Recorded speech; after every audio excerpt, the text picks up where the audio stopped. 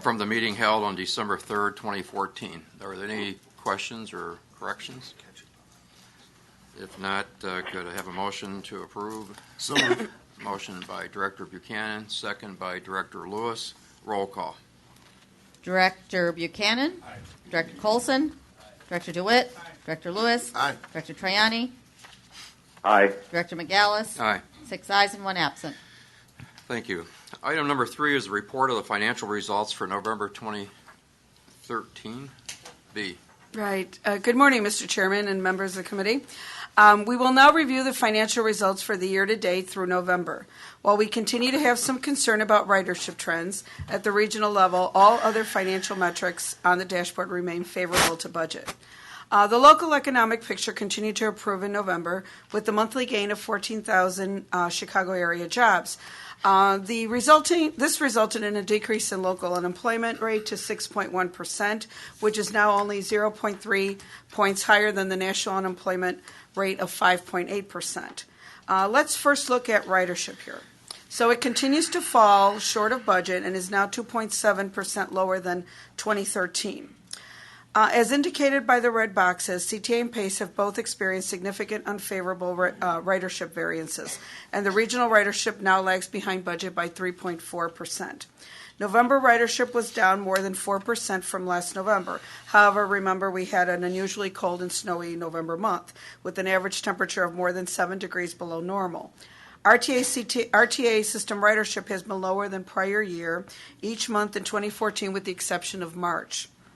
The other contributing factor is, gasoline prices continue to fall in October and continue their downward trend through November and December. So I think that's another important factor contributing to the ridership loss. But despite the ridership shortfall, operating revenue continues to perform well due to the reinstatement of the state fiscal year 2014, reduced fare funding, and favorable other revenues. Operating revenue is now $22 million, or 2.2% favorable to budget at the regional level. So let's look at PACE's blue box here. It's being driven by higher average fares related to their new revenue sharing intergovernmental agreement with the CTA, and ADA paratransit has benefited again from increased Medicaid reimbursements, but we are hearing that those will be down in 2015, so we will see how that goes. Now let's look at sales tax here. So strong recent sales tax and the RET, or Real Estate Transfer Tax Fund, results are behind the favorable to budget performance in the public funding section. Actual sales tax results through September exceeded budget by 1.5% and were 4.3% higher than 2013. Last week, we received a projection of sales tax for October indicating very strong 7.9% growth over October of 2013. So, that's a lot higher than the region. It's a lot higher than the Moody customized projections that we've received. So we think, again, this is a result of the sales tax litigation. So we can't pin it down exactly, but, it's just higher than we projected. Although the October RET results were below budget, but the year-to-date results for RET are still $9.8 million, or 22% favorable to budget. Now let's look at expenses. So system-wide expenses through November were 0.5% favorable to budget, with each service board reporting favorable results, except CTA, where expenses were just flat to budget. PACE Suburban Service had a 3.8% favorable to budget performance, which is highlighted in blue, with a favorable variance in every expense category except insurance.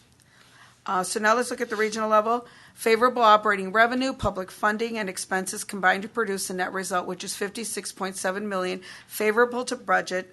And again, this is for the first 11 months of the year, an $8 million improvement from last month's results. The regional system-generated recovery ratio was 54%, so it exceeds our budget projection by 1.1, and obviously the 50% mandated recovery ratio. So in summary, through November, we continue to see satisfactory financial results at the service board and regional levels. We continue to keep a close eye on ridership as the 2014 results will come to an end, and we'll be reporting on those next month. So that concludes my remarks. If there's any questions, I'll be happy to try to answer them. Thank you, B. On the 7% increase over 2013 of November, I think we have a lot of information on the firms that we had identified that were avoiding paying the tax. If it was possible, I think it would be worthwhile to actually take a look at that and see if they now are showing up generating revenue on sales tax. I defer to Nadine in terms of I know some have ended their agreements, and I defer to Nadine. We've actually got outside counsel coming in to talk to you probably after the February meeting in executive session to go over the specifics. Some of it we can't talk about in open session because we're subject to a confidentiality order by the court, but there have been a number of agreements that have been terminated. There have been a number of agreements that we suspect people were going to enter into that they didn't enter into, so the numbers are definitely going up. A lot of the taxpayers register their agreements with the Department of Revenue, and we're seeing that number going down steadily since the 2013 decision by the Supreme Court. I think it's really important because our expenses have been fairly substantial, and in pursuing this, and we were somewhat criticized about whether or not to do that. And I think it is obviously paying off, and it's putting everybody on the same fair playing field because some were paying, some were not. Well, that was an inequity that needed to be corrected, so we corrected that. But if it also generates the kind of revenue that we thought it would, not only for the RTA, but for Chicago and everybody else, I think we ought to take a look at it. Director, anybody other questions? Director Totten. Thank you, Mr. Chairman. B, for all the reasons that you cited ridership down in November, those conditions seem to be different in January, especially weather. Do you have any preliminary indications of ridership yet? I'm assuming, listening to your thwart, that January ridership ought to be pretty good. I think bus ridership is trending down nationally. And all of our, with one exception, I forgot what the exception is, with one exception, all of our peers, and I spoke to that 1 or 2 meetings ago, show the same trends. Bus ridership is down throughout the country. Our peers, I should say that. So, but I think, gas prices, if those stay consistent down, I don't think that's going to change. I don't think the national trend toward decreasing in bus ridership is going to change. The only thing that would change is maybe the weather, right? It's better. And so maybe that will help. But I think that the other factors are kind of, superseding that. And I just think that's kind of the trend right now. But, your guess is as good as mine. We won't know January, though, until March. Remember, we don't get the results, so we'll see. If in fact ridership on buses is trending down all over, including peers, not only ourselves, what might you be looking at because that means that expenses in relation to ridership are higher than they should be if ridership is down. Is there not going to buy many more buses or cutting back on routes? Is any of that? Remember, we look at a number of factors with the peer performance. We looked at cost per ride. So yes, when ridership is down, the cost per ride will go up. But you also heard that the fares are actually doing well, and that's in part, especially for PACE, in part due to their improved ride share IGA with the CTA as a percentage of Ventra. So fares are offsetting some of that. Public funding is offsetting some of that. But yes, the cost per ride will go up if there's less ridership. But, you heard a little bit about the campaign here. There's a lot of initiatives underway. It's, people talk about, is it congestion? Is it, slow? You heard more about, the bus rapid transit programs. Those are all, I think, motivation and incentives to use other types of transportation, but, with varying degrees of success, I'm sure. Okay. Any other questions or comments? Director Lewis? I was going to ask, is there any historical data? Is there any historical data that talks about the correlation between the price of fuel and the impact on ridership from any of the service agencies?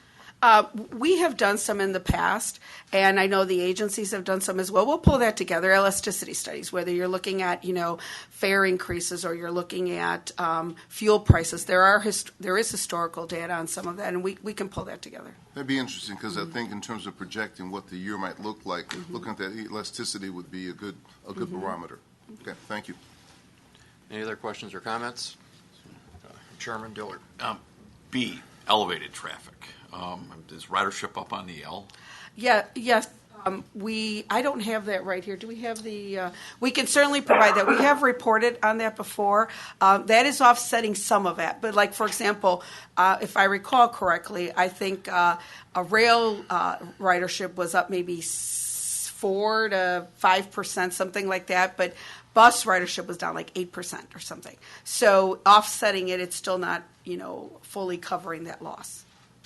Something like that. I do think it's important, too, on gas prices, and I know that there was a story in the paper. Gasoline is only 20-some% of the cost of operating a motor vehicle.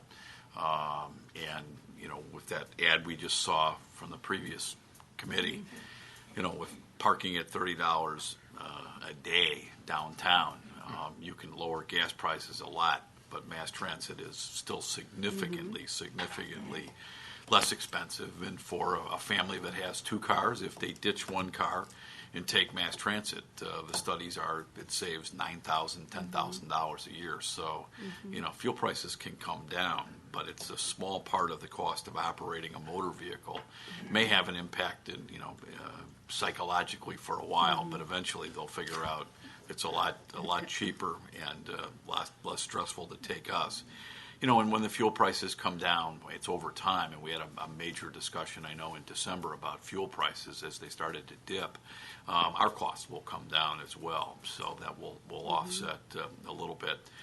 I do believe, and there's a mayoral candidate that has an ad about, the red line. That's on TV as the service on the L has improved. I do think people who took some bus routes have now moved to the L, and we'll watch those numbers. But I do believe some have. But weather also. When the weather was horrendous like it was last year, and you get that polar vortex, having lived in the city, I think people gravitate towards the L as the weather gets worse as well. But bus ridership is down everywhere. And the only good thing about that is I think it's easier to change your bus systems and routes than it is elevated because of just the infrastructure you've got there. So, we'll watch it carefully, but it's still a lot cheaper to take us no matter what the fuel costs are. Thank you. Director Colson. Yeah, and I think it would be helpful going forward if you could quantify the savings from the lower gas prices that the service boards are going to be realizing over the next few months. I know none of them locked in the prices at higher, did they? So the service boards would be best able to speak to that. But from what we understand, CTA no longer hedges, their fuel. All of them spoke to the committee that they, buy, based on various parameters. But I think it does take time to see some of that. But remember then, you've got, during the month of November, and you heard about this as part of the polar vortex preparations, you've got trains and some buses running all night, right, just to make sure that, everything's going to be operational in the day. So I don't know how much of that is offsetting, but clearly there's going to be savings. It's just to what degree. And they would be best able to okay, report but to in that. your future reports, you might want to include the numbers. It would be interesting. Well, to see. maybe as part of the budget, summaries, or maybe the certification, we'll ask them for that information. We can provide it to Yeah, you. amount spent on fuel each month. Okay, we will add that. Director Buchanan. Yeah, I would hope that, the boards would take advantage of this exciting proposition of gasoline going down underneath $2. I've never seen it in my lifetime. And I was just recently out west, and I paid $1.42 a gallon for 87. So I hope the boards take advantage of this lull, because I do know over time it'll get back up to a normal $3.50 again. But, it's been a great ride, and some industries are thrilled to death. Others are crying now because they're shutting down. These refineries are, they used to get $2.80 a gallon into that distribution center, and now they're getting about 90 cents. So what's good for the goose, sometimes good for the gander. So We'll certainly make sure they report it. I know TJ Ross actually keeps me regularly updated, just sends me little emails about sort of what his last purchase of fuel was $1.63 a gallon for diesel. That was fully loaded, delivered to them. So I mean that's a really cheap price, and so he's was again sort of happy that they hadn't hedged on a higher price, because actually they're anticipating it staying low for quite some time. So they do track it. We'll get them to sort of provide a more detailed wrap-up summary for us, and we'll report it out. Okay, other questions or comments? If not, thank you, B. We'll move on to item number 4, which is a presentation of the Capital Asset Condition Assessment Report. B? Yes, presenting the Capital Asset Assessment Condition Report is Eunice Escobar. Eunice Escobar is a program manager of our asset management oversight, and she's also, as an aside, the president of the Conference of Minority Transportation Officials, so that's COMTO, the Chicago chapter. So she's very engaged in MBE and DBE activities in the region with all of the service boards. So Eunice will be presenting just a little background. This is an annual report. The initial survey was done several years ago, and this is our 3rd annual report. There's a lot more comprehensive data in it because there's been a real increase in the inventory, specifically as it relates to Metra. So she'll take you through the report, at least the summary highlights. You received the actual report as part of your board briefing. Eunice? Thank you, B. Good morning, Mr. Chairman and members of the committee. Good morning. The Finance and Performance Management Department, with the continued partnership of the service boards, CTA, Metra, and PACE, has completed the 3rd annual update of the Capital Asset Condition Assessment, as required by the RTA strategic plan. I want to outline the exemplary commitment of the transit agency personnel for each of the service boards during this process. This assessment determines the future replacement, rehabilitation, and capital maintenance costs and the physical conditions of the transit capital assets in the region, and allows for a clarifying look at a strategic investment to bring the region's transit assets into a state of good repair. This information provides background on the shortfall of available funds and will assist the RTA in conveying the need for capital funding. The board has already received briefing materials about this, and I will present now some of the report highlights. The 10-year capital needs assessment is based on the dollar value estimation for total backlog, normal replacement, rehabilitation, and annual capital maintenance of assets for the 3 service boards. Each of these assets activities is required to maintain a state of good repair. In this report, backlog refers to the total amount of deferred reinvestment action, such as overdue replacement of assets that currently exceeded their useful life. Normal replacement refers to ongoing replacement of existing assets as they complete their useful life. Rehabilitation refers to major planned rehabilitation activities likely involving multiple components of the asset being rehabilitated and have a well-defined budget.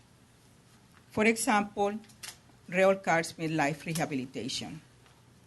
The term annual capital maintenance refers to a smaller, more routine capital expenditures on a broad selection of minor investment actions, for example, painting facilities, patching roofs, and covered by a general multi-purpose budget source. On the left side of the slide are the 2013 results. On the right side of the slide are the 2014 report results. These are the reinvestment needs over 10 years. To keep the current backlog from growing, the region needs an annual capital investment of $1.6 billion. The total 10-year needs are estimated at $36.1 billion, up from $33.4 billion in 2013. This represents a 6% increase in inflation-adjusted dollars. The region total needs includes the backlog totaling $19.5 billion, which is over half the $36.1 billion total needs. Going forward, the 10-year capital needs is $16.6 billion, or $1.6 billion a year, which includes the 10-year normal replacement, rehabilitation, and capital maintenance needs.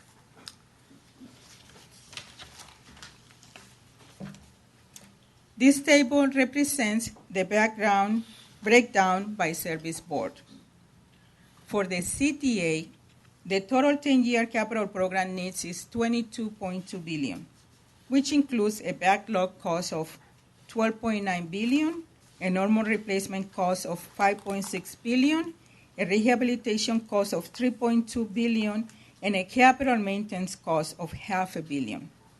This total represents nearly 62% of the total RTA system needs. For METRA, the total 10-year capital program needs is $11.7 billion, which includes a backlog cost of $6.1 billion, while the normal replacement cost is $4.4 billion, the rehabilitation cost is $1.1 billion, and the capital maintenance cost of $0.1 billion.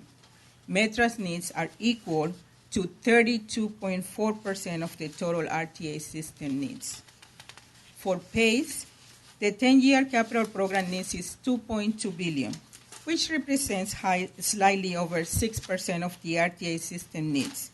That includes a backlog cost of $500 million, a normal replacement cost of $1.1 billion, rehabilitation of $500 million, and a capital maintenance cost of $0.1 billion.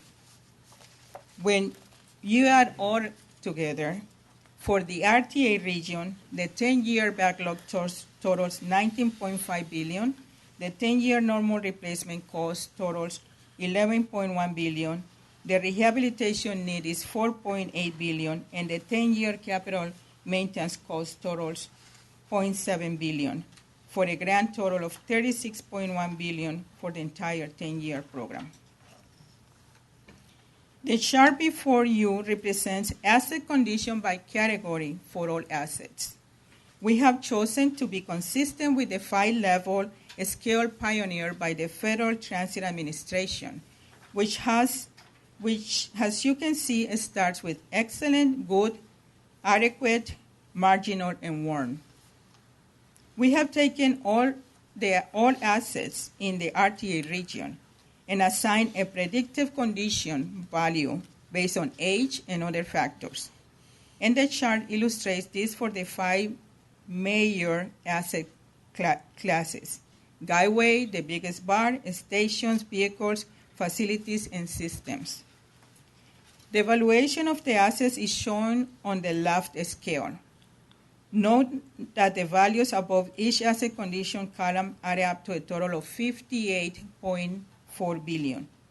This value represents all assets in the region minus the $100 billion for the underground subway system. The total value of all transit capital assets in the region is therefore $158.4 billion. One way to interpret the chart is that as a region, guideway elements represents our largest asset type. Guideway includes not just our rail and ties, but track structure, grade crossings, etc. About half of our guideway assets, blue bar, red bar, are in marginal or worn condition. A station is the next majority of capital value.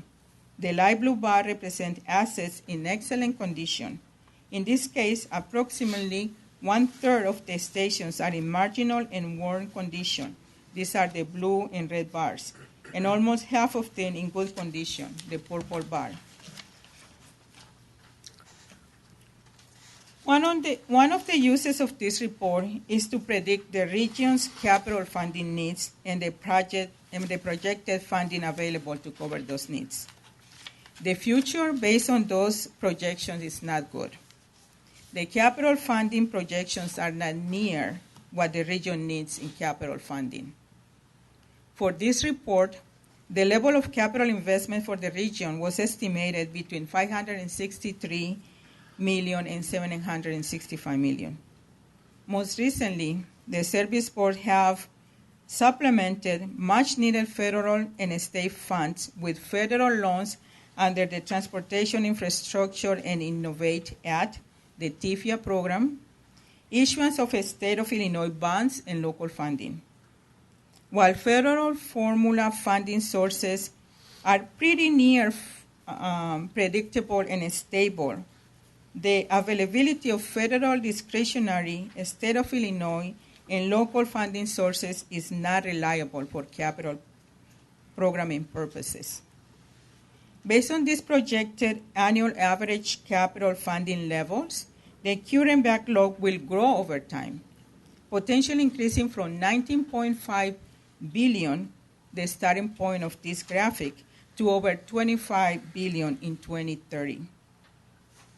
Finally, once again, the RTA recognized the commitment, collaboration, and cooperation and level of effort of each service board provided in order for the capital asset condition assessment to be a success.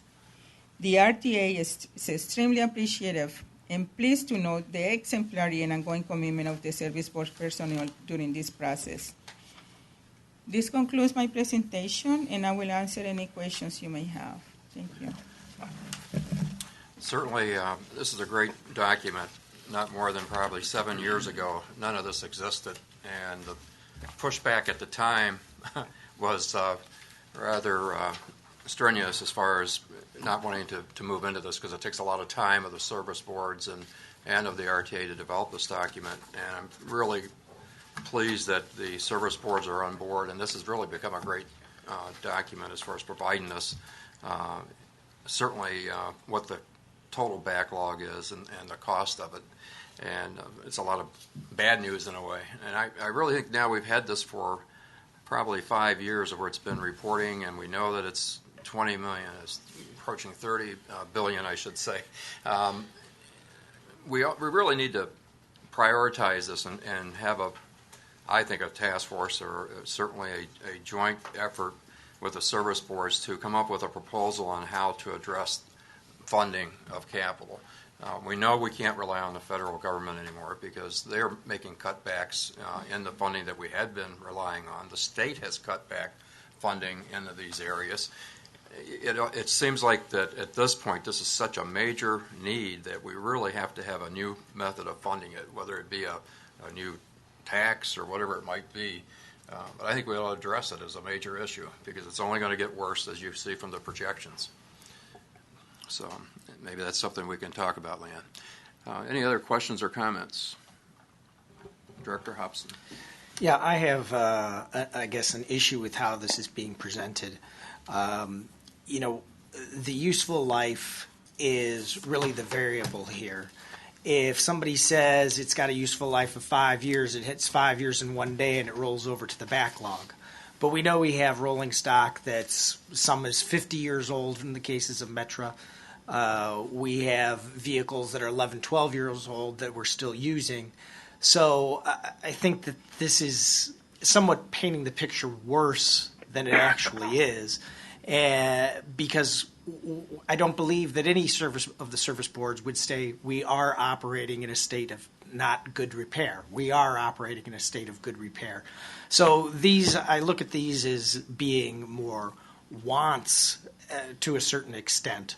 It doesn't forego the requirement that we do need capital to keep things in good maintenance, but I think this is painting a picture that is horrible, and you go to somebody and you say, hey, we need $36 billion to make ourselves whole, I don't think there's anybody anywhere that'll say, oh, here's a check. So I think this is painting maybe even a bad PR picture in terms of we want to go forward and we want to get additional funding. And somebody said, well, how much do you need? We say $36 billion, they'll kick you out of the office. So what I'm wondering or trying to get at, is there maybe a more realistic way or a more a way of presenting this that doesn't that presents a more realistic picture, I guess?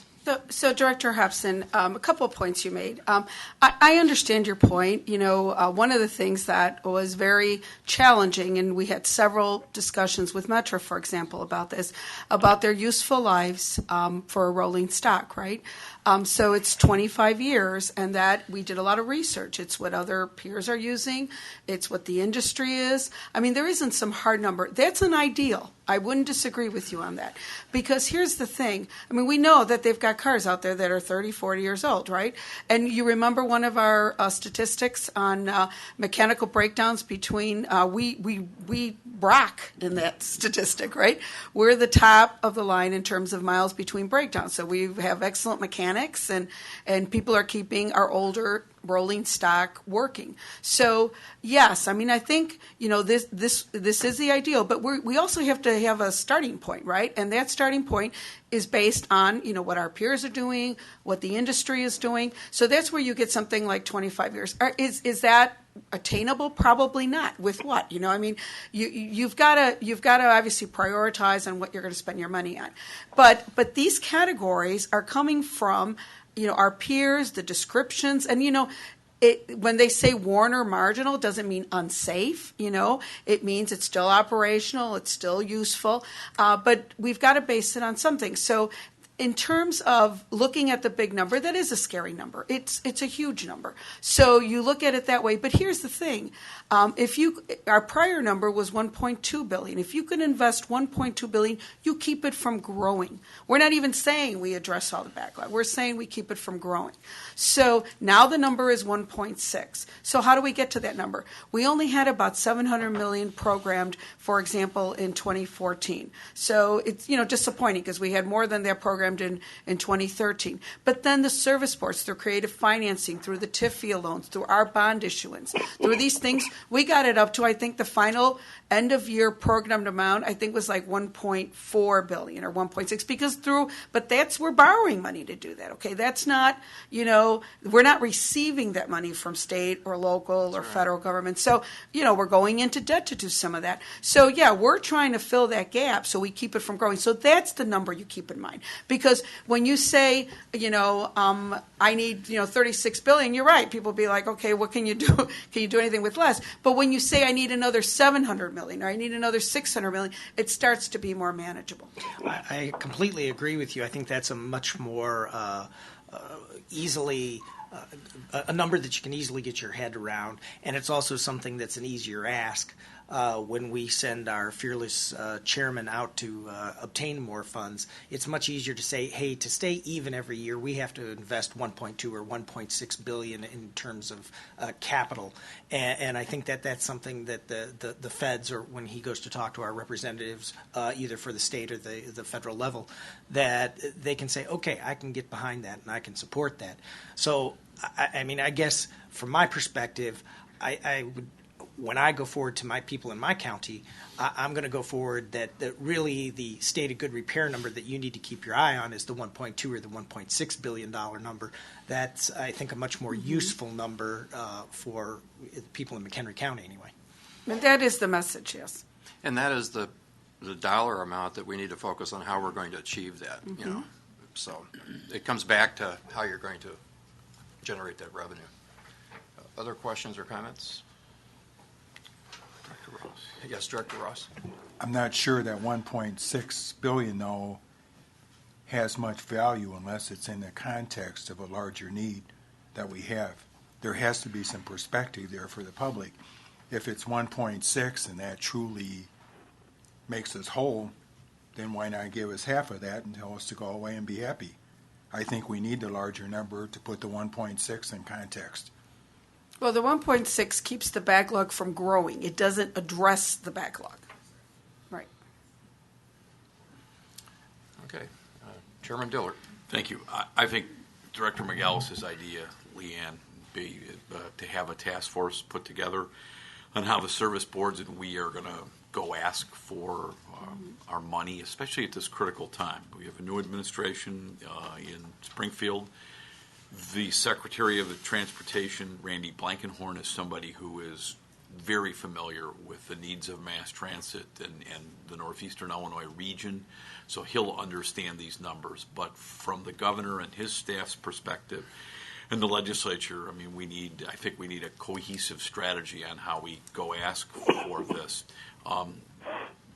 Blake, it's funny, whenever I'm in a meeting, and Leanne and I have been to Springfield and we've been to Washington, I always begin with a member of Congress or a state official or the federal officials by saying, I don't want your eyes to glaze over here, and I know this number will stagger you, but I give them the big number, and I tell them we didn't get into this overnight, and we're not going to get out of it overnight, but over a 10-year period, we must start addressing the backlog. You're never going to have all of it. I live in the real world. But I don't want the backlog to snowball and to get bigger and bigger. And we just had a presentation on ridership. I ride it, and I will tell you reliability is crucial to whether you make that decision to take the CTA or PACE or Metra every day. Reliability, we've had a very good, knock on wood, 6 months, and things are going fairly well. But reliability is tied to the age of the rolling stock, as Don Orsino has been in here telling us. And we throw out the big number, but I try to put it in context when I'm with it. But that number's there, and these are national standards that we use. We don't pull these things, as Eunice will tell you, out of the air. So the big number's there. I try to tell them what the current need is, and we're going to have to really figure out how we get the Congress in Springfield to address it now, because time is burning. But it's the smaller number, the annual number, plus some to start whittling down the backlog to give us a better reliability. I'm a commuter, and comfort is important, but it's reliability. That's the big thing. Obviously, safety is paramount, and that goes without saying. And I always ask on those chart where it says worst, that doesn't mean things at all are compromised for safety, because they're not. Our mechanics, as B said, are the best mechanics anywhere, proven by statistics, in the United States of America. But the big number's there, and we've got to use it. But I always try to put it in context, and knowing that people faint, when they see that number. And actually, just to jump in on the conversation about funding, there is obviously we talk regularly about our federal efforts, and the Springfield efforts are going to start to heat up soon with the new administration. I'm actually sitting down with the incoming secretary on Friday to talk through some of that. But I think an additional point that staff have begun talking about, and actually sort of initially brokered some discussions with the service boards, but a piece of this also has to be, how do we help ourselves? And I think we've shown some efforts in the last year or so on that area, bonding out as much we can. Money's cheap to borrow right now, and how do we sort of leverage resources that we have locally to help ourselves, because we know federal money isn't going to rain down on us to sort of answer all our problems. So I think that there's sort of a three-pronged effort in this area. Homegrown monies, in a sense, as well as federal and state dollars as well. So we are very realistically tackling this conversation. We're actually sitting down as a group next month to sort of do almost a brainstorming retreat session on just that and a couple of other things, but we'll continue that dialogue. So the idea of a task force and bringing some other players into the table beyond even us and the service boards, I think, would be very helpful too. Thank you. Director Lewis. One last question. So, B, are these the same numbers that we saw late last year when the service boards presented their budget and talked about their capital needs? Do these two reports reconcile? These numbers would be updated. They would have used, at the end of last year, we didn't yet have the final numbers for 2013. So, and that's because, it's a very lengthy process. I mean, they go through months of inventory assessment and sampling and so forth, and calculating useful lives, and then the report gets generated over a couple months. It goes back and forth between the service boards who thoroughly review it, and then finally we have the final report. So at the end of last year, they would have been using the prior year's, inventory CACA report. And then, so now they will all begin using these numbers. And of course, one of the things that we were required to do by GAFR requirements was to have an inventory like this. We not only had that coming at us from the financial audit side, we also had it when they did the Inspector General came out and did what's missing out in those service boards. It was this very issue of not knowing what assets we have, what the value of those assets are, and what condition they were in, and what it was going to cost to replace them. So we may not like the big number, but bottom line, that big number drives that 1.6, billion or whatever you're going to come up with. And I still say we need Mr. Chairman, some type of a plan on how to generate that money, whether it's new sales tax or new methods. We need to address it. I agree, and if Springfield and Washington don't address it, we've got our own responsibility. So we need that plan. And then Leanne, as we go to Springfield and Jeremy, wherever Jeremy is, we're going to have one document that we work off of, that we show Governor Rauner, his staff, and the legislative leaders to make our case, as well as the members of Congress. And packaged with that, it's not just what we want, but if we get that money or some of that money collectively, what all of us agree on what those priorities will be and how what we would spend that money on, because I think it's very important for people to understand if they're buying something, what are they actually buying? Okay. Director Totten. Thank you, Mr. Chairman.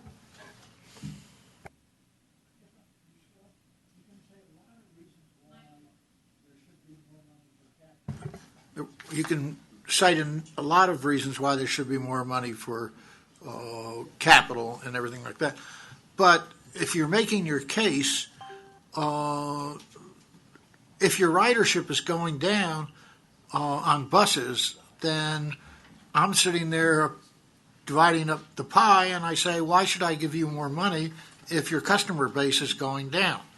And I just make that point because I think you've got to consider if your arguments pro and con, what's going to come up con, and how are you going to handle it? And, that to me is a con if I'm sitting back there and I'm voting for money. And there are other reasons, I'm sure, but I think you ought to prepare yourself with a list of questions like that, pro and con. Well, I think Chairman Dillard addressed some of that issue, and that is that maybe there's more of a shift of those riders than dropping off. They're riding the CTA. We just saw that 60-some% of the need of our capital program is the CTA. So, I think you're right. We need more information, and certainly what you touched on would help us a lot. And Don, there's no doubt that there is some, and it's small, decline in ridership over reliability, and some of it's weather. The service boards have done a really nice job recently, but it's a cyclical thing. If you don't replace, and I give Metra credit, and Pace is doing something bold and visionary now as well. If you don't address it, there is a little component of declining ridership that goes with a backlog of state of good repair. I just know my fellow riders and know what causes some of the decline in ridership. Commodity prices are not going to stay down. Probably by the end of this year, we're going to see gasoline back at $60 a barrel or above. It's cyclical, just like everything else. Okay, any other?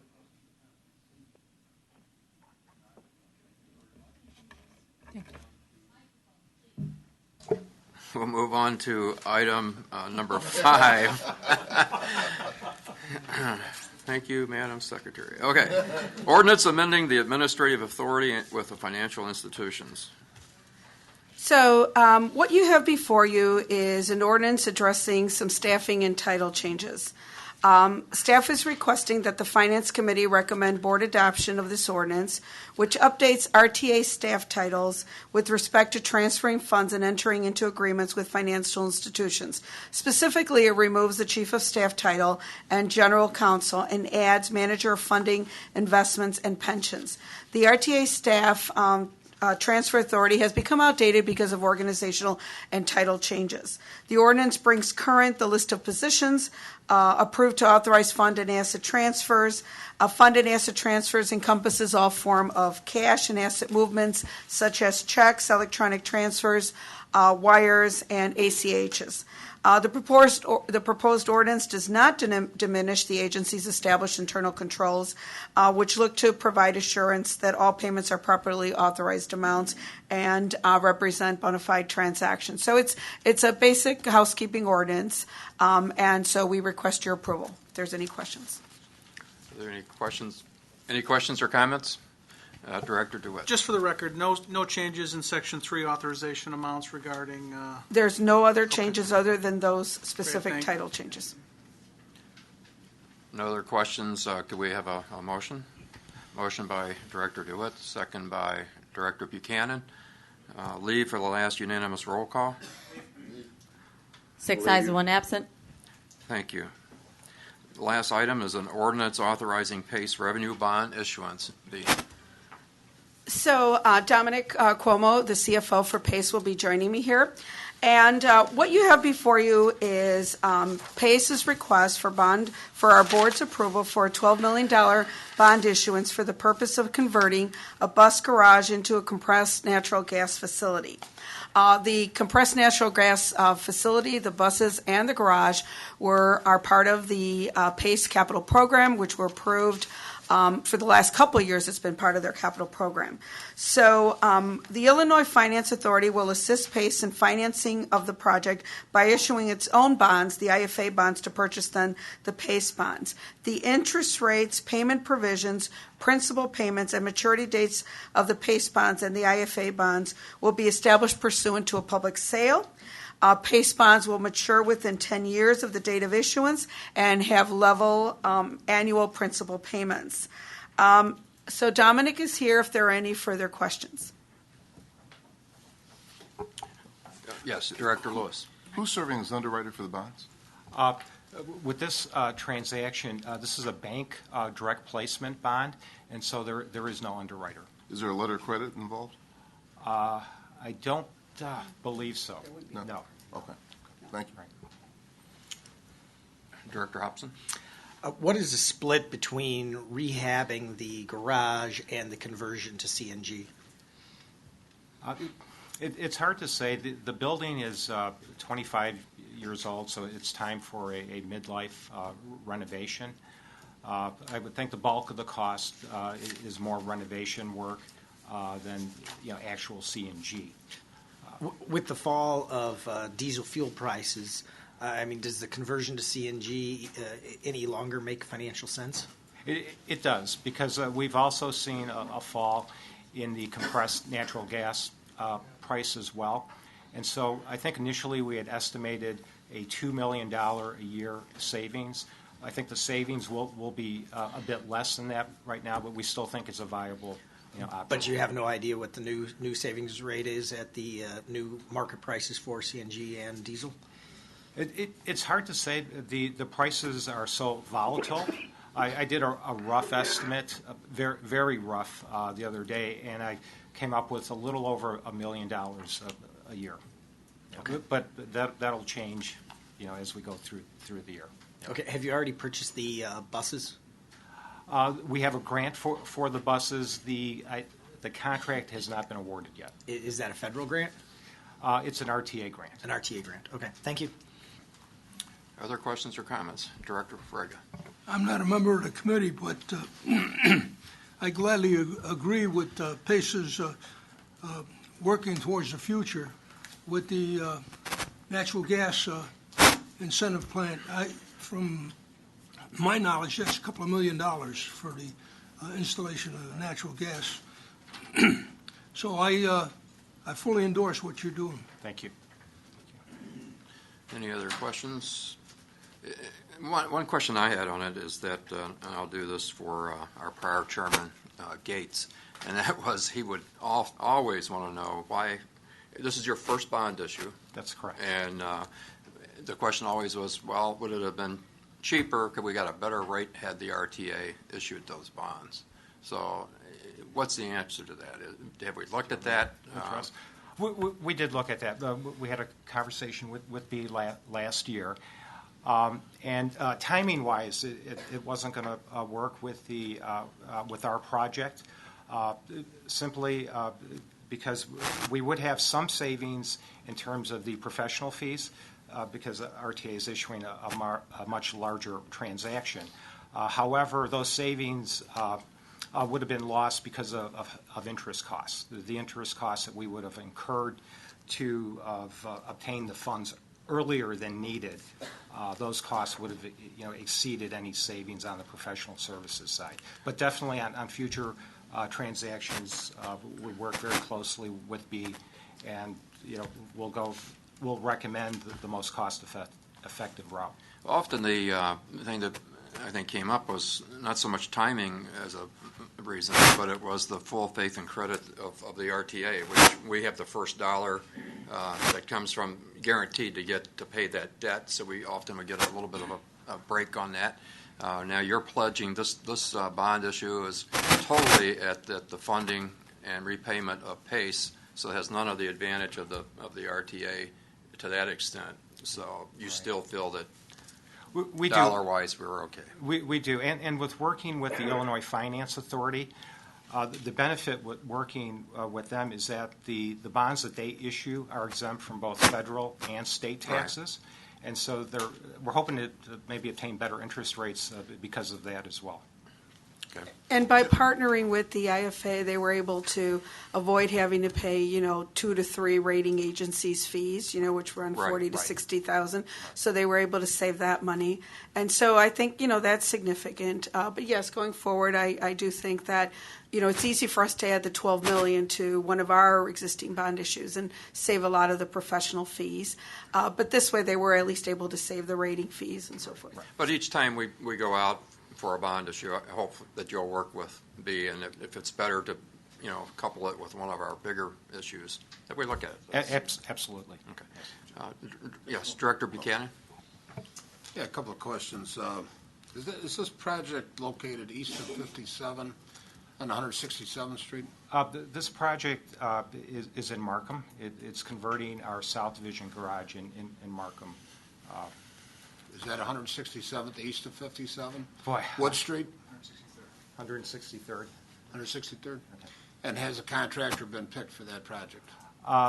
We're getting very close to going out for bid for construction. The A&E work is essentially completed. The construction bid should go out within a month or two. And it should be awarded? Very, very quickly. The project should be completed by year end. Thank you.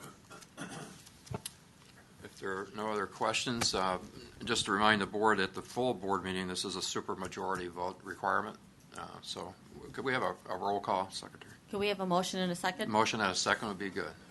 Director Buchanan moves, second by Director DeWitt. Roll call. Director Buchanan? Aye. Director Colson? Aye. Director DeWitt? Yes. Director Lewis? Aye. Director Troiani? Aye.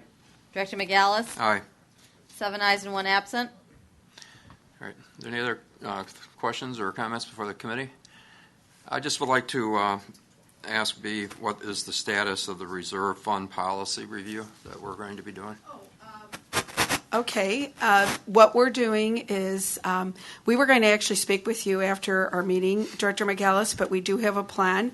We're working on a strategic financial plan that gets us away from more kind of transactional-based advising when we have, working cash notes or bond issuance and so forth. And we're looking at possibly making that a component of it. We know we have to do it, but we're looking at ways to leverage some existing resources to do that review. So we'll go over a couple of concepts that we have and see if you like those ideas to get started on it. And I'm sure, based on what you just said, you're going to incorporate the suggestions that we had from Metra and CTA on how they thought we should do it. That would include a review of that as well. Okay, thank you.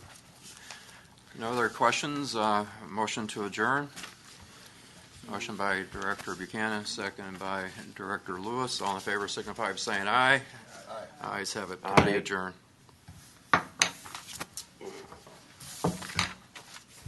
Great. We're moving right along. We will